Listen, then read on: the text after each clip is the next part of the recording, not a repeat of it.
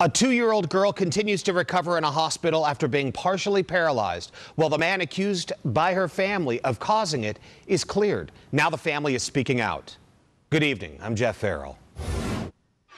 In tonight's top story, it was just 2 days ago that Bossier City Police cleared the man of criminal wrongdoing after 2-year-old Miley Ray Sharp suddenly became partially paralyzed after an alleged spanking.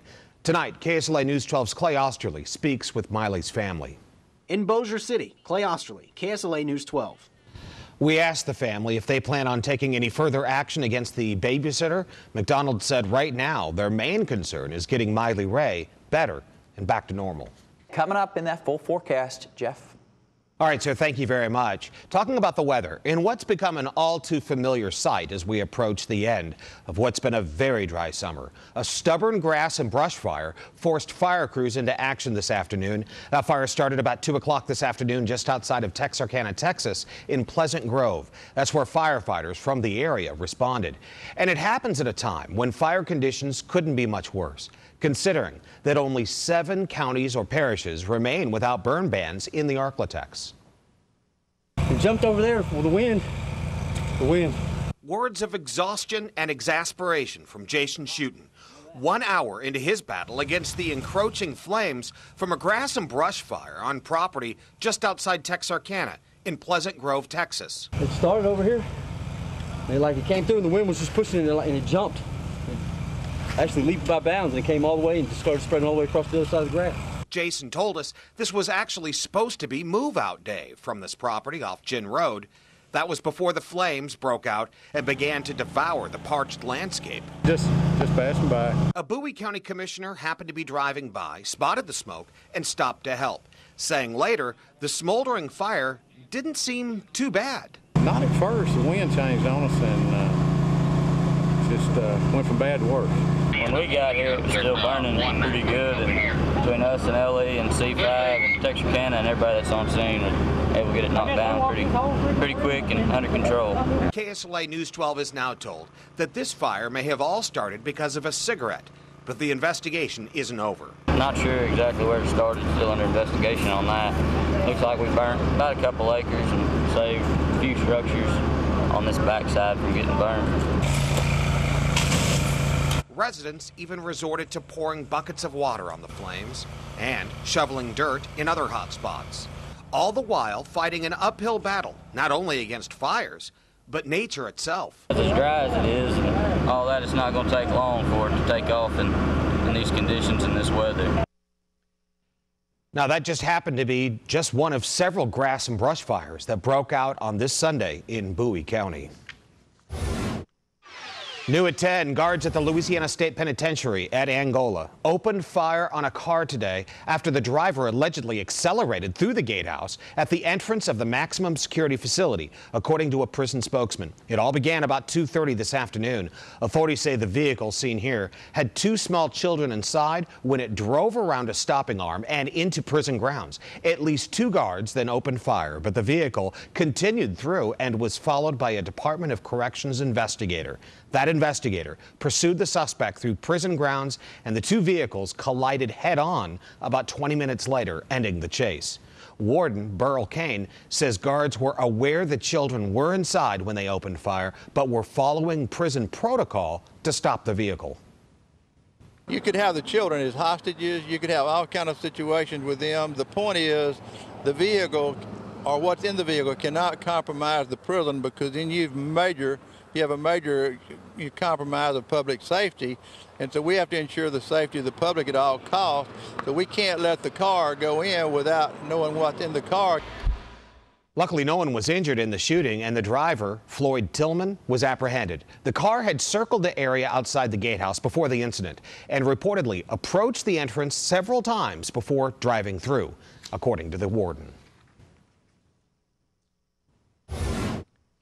Caught on tape. Police need your help finding a man caught on surveillance tape. He's accused of robbing Murphy Oil at gunpoint on Westport Avenue in Shreveport. Two clerks were working inside the business at the time.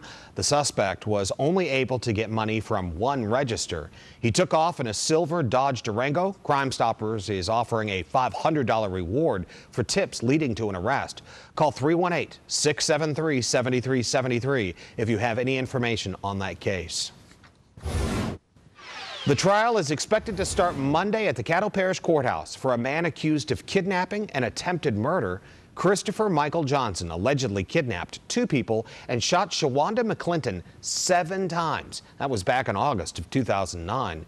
Somehow, McClinton survived. Authorities say Johnson then ran to Marshall, Texas, where agents with the U.S. Marshals Task Force captured him at a bus station.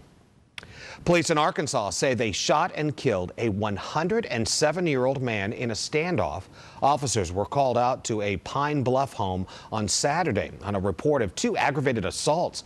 Police say the 107-year-old suspect shot at officers through a bedroom door when they identified themselves. The SWAT team was then called in to negotiate, but once that failed, police say the SWAT team released gas into the bedroom and the suspect burst through the door.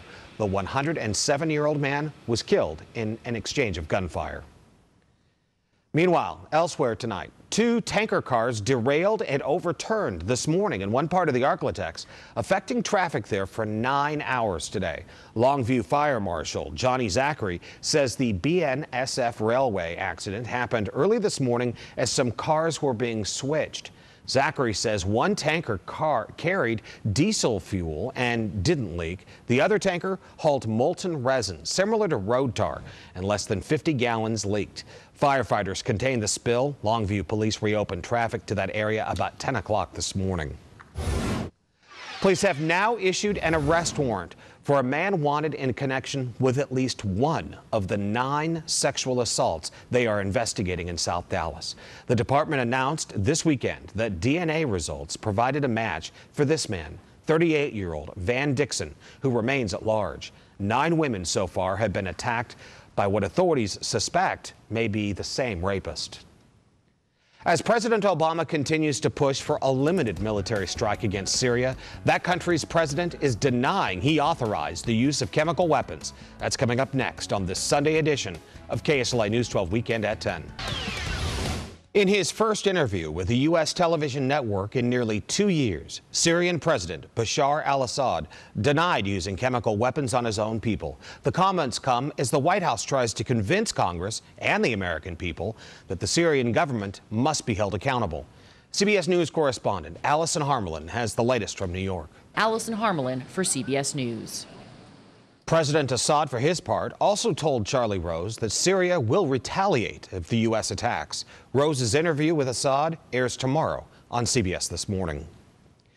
The U.S. Navy has a new submarine. The USS Minnesota was commissioned in Norfolk, Virginia on Saturday. It's the 10th Virginia-class submarine, and it's 377 feet in length. The reactor plant is designed to last the entire planned 33-year life of the ship.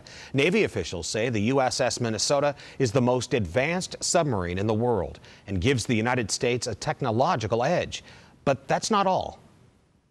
Can operate in any environment, as I said, from under the Arctic ice cap to the warm waters of the South Pacific. The submarine will be at sea for the rest of the year before preparing for the first of many deployments. There are growing concerns tonight about something called tannerite, a legal and easy-to-buy explosive commonly used with firearm target practice. Find out what authorities are worried about exactly coming up on this edition of KSLA News 12 Weekend at 10. It has been 99 degrees or hotter every single day. 99 would be a cool day over the last 12 days. Every other day it's been 100 or higher. Yeah, and dry. And dry. And we've been talking a lot about these fires. If you are not extra careful out here, one little spark can be a really big problem. Or a cigarette. That's kind of like what happened to the Giants tonight. Oh, one little spark. Yeah. Kevin's a big-time Giants fan. Yes, he for is. all you all that don't know that. But now, apparently, you can walk away there, buddy. Yeah. But apparently, because of a little bet with Stephanie, our camera person, you can check out Facebook, and he'll be wearing a Dallas Cowboys jersey. Don't say that. So please go to Kevin Roth's Facebook page and like him in a Dallas Cowboy uniform. That would be terrible. great. Shane, what do you got, sir? Of course, we're talking Cowboys. We're talking Saints as well coming up in sports. But first, Tigers host Kent State next Saturday at 6. Who's your team? Your NFL team? Oh, NFL? Yeah. Seahawks. Seahawks. Okay. Yeah. Actually, more. I've lived here for 13 years. From Washington, I'm right. 13 years though. I really have kind of gotten used to Cowboys and Saints. Okay. Yeah. You got to pick one of those though. You can't. Don't make me pick on the air. Really? Cowboys or Just Saints? stick with Seattle around. I want that would be a great NFC championship. Thank you very much, man. I appreciate it. All right, changing gears now. Opposition is growing, but locally and nationally, to a potential military strike by the U.S. against Syria. That's the subject of tonight's Newsmaker. Next. Across the country and right here at home, the chorus is getting louder for the U.S. to stay out of a potential conflict with Syria. That's the topic of tonight's Newsmaker. KSLA News 12 anchor Pat Simon spoke to local political activist Parker Ward about why he led a demonstration this weekend against a possible military strike. We should leave country civil wars alone, let them fight it themselves. That's it for KSLA News 12 Weekend at 10. But stick around. In 2 minutes, we'll be back with KSLA News 12 Weekend Late Edition. Welcome back to KSLA News 12 Weekend at 10. I'm Jeff Farrell, and thank you for staying up with us for this second half. It is legal, and anyone can buy it off the shelves of outdoor sporting goods stores, gun shows across the country and the internet. But the easy access and the potential for a powerful explosive called tannerite to fall into the wrong hands is causing concern. Renee Marsh reports. Renee Marsh, CNN, Federalsburg, Maryland. Elsewhere, 13 children were hurt today on a swing ride in a festival in Connecticut. Most of the injuries were minor, luckily. Those children were treated at the scene and released. At least 2 children appeared to be seriously injured and transferred to area hospitals. Police say the ride apparently lost power, causing the children in the swings to drop suddenly. Witnesses say it was a scary scene. I was turned around facing the swings and it just stopped. And all of the swings slammed into the base of the ride itself. It was very nice. They slammed into it a good 3 or 4 times over. When they swung around from the impact, it slammed them into the center of the ride, and it was just injured kids everywhere. The parents ripping out the gate, just trying to get to their kids. I mean, it was horrible. All rides at the Oyster Festival in Norwalk were closed following the accident, but reopened after being inspected. The owner of the company that owns the swing ride said it was inspected by state officials Friday and was deemed safe. Authorities are investigating what could have caused the accident. In health news tonight, researchers in New York say inner ear disorders may also cause hyperactivity, especially ones that cause problems with hearing and balance. According to a new study, inner ear disorders can cause changes in the brain, which lead to changes in behavior. Scientists say blocking certain proteins could stop hyperactivity. Meanwhile, the popularity of so-called e-cigarettes has skyrocketed among middle and high schoolers, leading the FDA to consider regulations to restrict their visibility and appeal to minors. CBS News correspondent Barry Peterson reports. Barry Peterson, CBS News, Denver. Changing gears now, not only is the NFL season underway, so is fantasy football. It may be just about as popular as the game itself. Morning anchor Sharice Gibson explains in this preview of KSLA News 12 this morning. And be sure you tune in every weekday from 4:30 a.m. to 7 a.m. to get the very latest news, weather, and sports with Sharice, Doug, Ron, and Olivia. Start your day with KSLA. It's coverage you can count on. It's been another scorching hot and dry day in the Arklatex. So what can we expect for the work and school week ahead? Storm Tracker 12 meteorologist Kevin Roth is live in the Weather Center with the answer. Kevin. More heat, more dry, and when you combine the two, it's those burn bans and fire danger that I'm really going to be concentrating on. I'll have more details coming up in the full forecast. Keep it right here. A lot of heat, a lot of sun, little bit of rain. All right, sir. Thank you very much. Shane is back now with the day that was in the NFL. Shane. Yeah, good day for some, not so good for others. Taking a look at that forecast. Don't even look at me when I'm going to let you go, man. Thank you.